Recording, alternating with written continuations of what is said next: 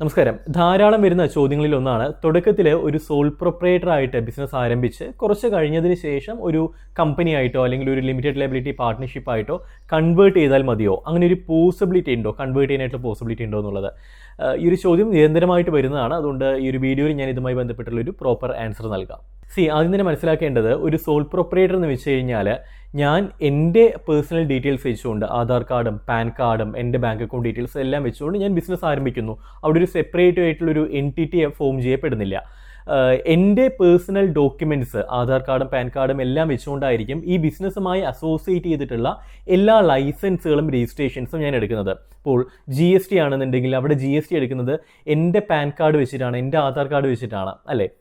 And IE code, import export കോഡാണെന്നുണ്ടെങ്കിലും അതേപോലെ എൻ്റെ ആധാർ കാർഡും എൻ്റെ പാൻ കാർഡും വെച്ചിട്ടാണ് എടുക്കുന്നത്.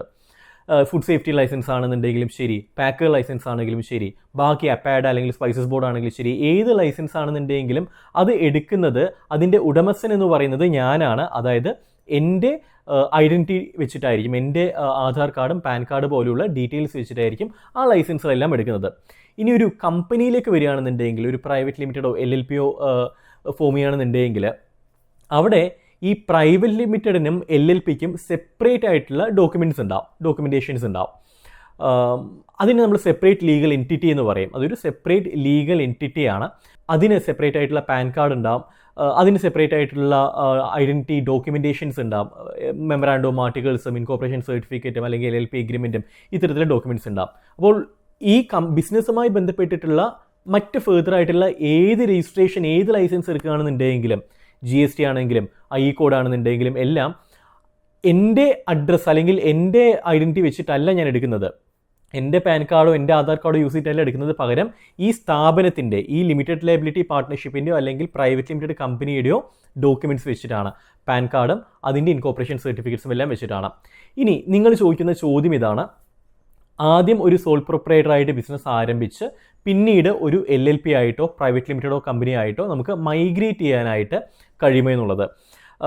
അത് ചോദിക്കാനായിട്ടുള്ള കാരണം, ഈ മൈഗ്രേഷൻ എന്തുകൊണ്ട് നിങ്ങൾ ഉദ്ദേശിക്കുന്നത് അല്ലെങ്കിൽ കൺവേർഷൻ എന്തുകൊണ്ട് നിങ്ങൾ ഉദ്ദേശിക്കുന്നത്, ഈ സോൾ പ്രൊപ്രൈറ്ററിൻ്റെ പേരിൽ എടുത്തിട്ടുള്ള ബാക്കി എല്ലാ ലൈസൻസ് നമ്പേഴ്സും അതേപോലെ തന്നെ നിലനിർത്തിക്കൊണ്ട് ഈ ടൈറ്റിൽ മാത്രം, ഈ എൻറ്റിറ്റി മാത്രം അങ്ങ് ട്രാൻസ്ഫർ ചെയ്യാനായിട്ട് കഴിയുമോ എന്നുള്ളൊരു ചോദ്യമാണ്.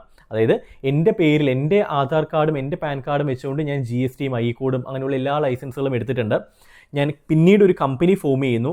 ആ കമ്പനി ഫോം ചെയ്തതിന് ശേഷം ഈ ലൈസൻസ് നമ്പറെല്ലാം അതേപോലെ തന്നെ നിലനിർത്തിക്കൊണ്ട്, എന്നാൽ ഈ ഉടമസ്ഥാവകാശം ടോട്ടലായിട്ട് ഈ കമ്പനിയുടെ പേരിലേക്ക് മാറ്റാൻ കഴിയുമോ എന്നുള്ളതാണ്. നിങ്ങൾ സിമ്പിളായിട്ട് മൈഗ്രേറ്റ് ചെയ്യാൻ കഴിയുമോ എന്ന് ചോദിക്കുന്നത്. പ്രാക്ടിക്കലി നമുക്ക് അങ്ങനെ ചെയ്യാൻ കഴിയത്തില്ല. നിങ്ങൾ ചെയ്യേണ്ടത്, ഈ GSTനെ ക്യാൻസൽ ചെയ്തതിന് ശേഷം കമ്പനിയുടെ പേരിൽ നിങ്ങൾ പുതുതായിട്ട് GST എടുക്കേണ്ടതായിട്ട് വരും. ഈ ഇമ്പോർട്ട് എക്സ്പോർട്ട് കോഡിനെ ക്യാൻസൽ ചെയ്തതിന് ശേഷം കമ്പനിയുടെ പേരിൽ നിങ്ങൾ ഇമ്പോർട്ട് എക്സ്പോർട്ട് കോഡ് എടുക്കേണ്ടതായിട്ട് വരും. ചില ഡിപ്പാർട്ട്മെൻറ്റ് പ്രൊവൈഡ് ചെയ്യുന്ന ലൈസൻസുകൾ ഒരുപക്ഷേ ആ ഡിപ്പാർട്ട്മെൻറ്റിൻ്റെ സമ്മതത്തോടു കൂടി നമുക്ക് കൺവേർട്ട് ചെയ്യാനായിട്ട് പോസിബിൾ ആയിരിക്കാം. പക്ഷേ മഹാഭൂരിപക്ഷം ലൈസൻസുകളും അതിന് പോസിബിൾ ആകത്തില്ല. കാരണം ഇതെല്ലാം എടുക്കുന്നത് പാൻ ബേസ് ചെയ്തിട്ടാണ്. അപ്പോൾ നിങ്ങളുടെ പേഴ്സണൽ പാൻ വെച്ചിട്ട് നിങ്ങൾ എടുക്കുന്നു, അതിനുശേഷം കമ്പനിക്ക് സെപ്പറേറ്റ് പാൻ ഉണ്ട്. സോ ടോട്ടൽ ഐഡൻറ്റിറ്റി തന്നെ, ആ ഒരു എൻറ്റിറ്റി തന്നെ മാറുകയാണ്. അവിടെ നമുക്ക് ഒരിക്കലും അതേ നമ്പർ നിലനിർത്തിക്കൊണ്ട് ചെയ്യാൻ കഴിയത്തില്ല. ക്യാൻസൽ ചെയ്തിട്ട് പുതുതായിട്ട് നമ്മൾ ചെയ്യേണ്ടതായിട്ട് വരും. ഇനിയിപ്പം GSTയുടെ കേസിലൊക്കെ ഉള്ളൊരു ബെനിഫിറ്റ് എന്താണെന്ന് വെച്ച് കഴിഞ്ഞാൽ, നിങ്ങൾക്ക് ഇപ്പം യൂട്ടിലൈസ് ചെയ്യാത്ത അൺയൂട്ടിലൈസ്ഡ് ആയിട്ടുള്ള ഇൻപുട്ട് ടാക്സ് ക്രെഡിറ്റ്സ് ഉണ്ടെങ്കിൽ അത് വേണമെങ്കിൽ നിങ്ങൾക്ക് ട്രാൻസ്ഫർ ചെയ്യാം. അതിനുള്ളൊരു ഓപ്ഷൻ GST പ്രൊവൈഡ് ചെയ്യുന്നുണ്ട്. അല്ലാതെ GST നമ്പർ അതേപോലെ തന്നെ നിലനിർത്തിക്കൊണ്ട് നമുക്ക് കൺവേർട്ട് ചെയ്യാനായിട്ട് കഴിയത്തില്ല. സോ ഇങ്ങനെ സംഭവിക്കുന്നതുകൊണ്ടുള്ള ഡീമെറിറ്റ്സ് എന്തൊക്കെയാണ്? ഒന്ന്, നിങ്ങൾ സോൾ പ്രൊപ്രൈറ്റർ ആയിട്ട് എടുത്തിട്ടുള്ള എല്ലാ ലൈസൻസുകളും നിങ്ങൾ എന്ത് ചെയ്യണം? ക്യാൻസൽ ചെയ്തിട്ട് പുതുതായിട്ടൊരു കമ്പനി ഫോം ചെയ്ത് ആ കമ്പനിയുടെ പേരിൽ ലൈസൻസ് എടുക്കേണ്ടതായിട്ട് വരും. എല്ലാ ക്ലിയറൻസുകളും നിങ്ങൾ അങ്ങനെ ചെയ്യേണ്ടതായിട്ട് വരും. ഈവൻ ബാങ്ക് അക്കൗണ്ട് പോലും പല സാഹചര്യങ്ങളിൽ നമുക്ക് കമ്പനിയുടെ പേരിൽ സെപ്പറേറ്റ് ആയിട്ട് ഓപ്പൺ ചെയ്യേണ്ടതായിട്ട് വരും, പഴയത് ക്യാൻസൽ ചെയ്തിട്ട്. അപ്പം അത് പ്രാക്ടിക്കലി വളരെ ബുദ്ധിമുട്ടുള്ളൊരു കാര്യമാണ്. നിങ്ങളെ സംബന്ധിച്ചിടത്തോളം ഒരുപാട് സമയവും ഒരുപാട് പണവും ചിലവഴിക്കേണ്ട ഒരു കാര്യമാണ്. പണത്തിനപ്പുറത്തും ഒരുപാട് എഫേർട്ട് നിങ്ങൾ അതിനുവേണ്ടി എടുക്കേണ്ടതായിട്ട് വരും. കാരണം എല്ലാം ആദ്യം മുതൽ നിങ്ങൾ രജിസ്റ്റർ ചെയ്യണമല്ലോ. ആൻഡ് രണ്ടാമത്തേത്, കമ്പനിയുടെ ഒരു ഏജ് നമ്മൾ നോക്കുകയാണെന്നുണ്ടെങ്കിൽ, നിങ്ങൾ ഒരു പ്രൊപ്രൈറ്റർഷിപ്പായിട്ട് നിങ്ങൾ സ്റ്റാർട്ട് ചെയ്യുന്നു, അതിനുശേഷം അത് ക്ലോസ് ചെയ്യുന്നു, പുതുതായിട്ടൊരു പ്രൈവറ്റ് സ്ഥാപനം അല്ലെങ്കിൽ ഒരു LLP നിങ്ങൾ ആരംഭിക്കുന്നു. അപ്പോൾ ഈ കമ്പനിയുടെ പ്രായം നമ്മൾ കണക്കിലാക്കുന്നത്, അല്ലെങ്കിൽ ഡേറ്റ് ഓഫ് ബർത്ത് നമ്മൾ കണക്കിലാക്കുന്നത് ഈ കമ്പനി എപ്പോൾ ഇൻകോർപ്പറേറ്റ് ചെയ്ത് നോക്കിയിട്ടാണ്. കമ്പനി ഇൻകോർപ്പറേറ്റ് ചെയ്തത് പിന്നീടുള്ള ഒരു ഡേറ്റിലാണ്. ഈ സോൾ പ്രൊപ്രൈറ്റർഷിപ്പ് എപ്പോഴാണ് നിങ്ങൾ സ്റ്റാർട്ട് ചെയ്തത് ആ ഡേറ്റ് മുതലായിരിക്കില്ല പിന്നീട് കൺസിഡർ ചെയ്യുന്നത്. എപ്പോഴാണോ നിങ്ങൾ ഒരു പ്രൈവറ്റ് ലിമിറ്റഡ് കമ്പനി ഫോം ചെയ്ത് എന്നത് നോക്കിയിട്ടാണ്. അപ്പം നിങ്ങൾ ഇത്രയും കാലം എടുത്തിട്ടുള്ള ആ ഒരു പ്രായമുണ്ടല്ലോ, ഈ ഒരു കമ്പനിയുടെ ഏജ്, അത് നിങ്ങൾക്ക് മോണിറ്റൈസ് ചെയ്യാൻ, അത് നിങ്ങൾക്ക് യൂസ് ചെയ്യാനായിട്ട് കഴിഞ്ഞെന്ന് വരത്തില്ല. ഇനി ഈ ഒരു സാഹചര്യത്തിൽ എൻ്റെ ഒരു അഡ്വൈസ് ഇതാണ്, നിങ്ങൾക്കൊരു ബിസിനസ് ആശയമുണ്ട്, നിങ്ങൾക്ക് ബിസിനസ്സിൽ ജോയിൻ ചെയ്യാവുന്ന പാർട്ട്നേഴ്സോ അല്ലെങ്കിൽ ടീം മെമ്പേഴ്സോ എല്ലാം നിങ്ങൾ സെറ്റ് ചെയ്തിട്ടുണ്ട്.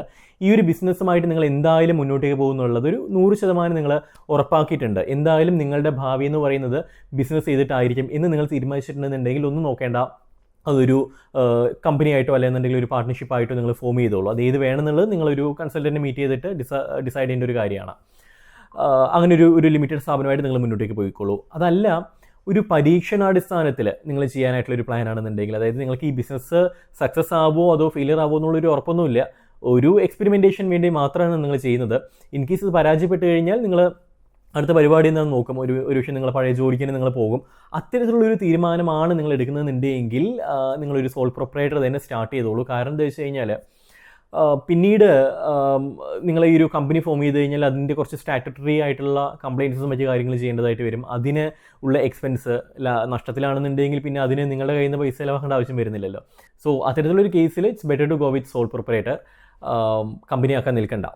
ഇനി ഈ സോൾ പ്രൊപ്പറേറ്റർഷിപ്പ് നിങ്ങൾക്ക് ആരംഭിക്കാൻ കഴിയുന്ന മറ്റൊരു സാഹചര്യം പറയുകയാണെന്നുണ്ടെങ്കിൽ, നിങ്ങൾ ഈ ബിസിനസ് ആരംഭിക്കുന്നത് തന്നെ ഫണ്ടിങ് എന്ന് പറയുന്ന ഒരു ഏക ലക്ഷ്യമായിട്ടാണെന്നുണ്ടെങ്കിൽ, അതായത് ഇന്ന് പലരും അങ്ങനെയാണല്ലോ ചെയ്യുന്നത്.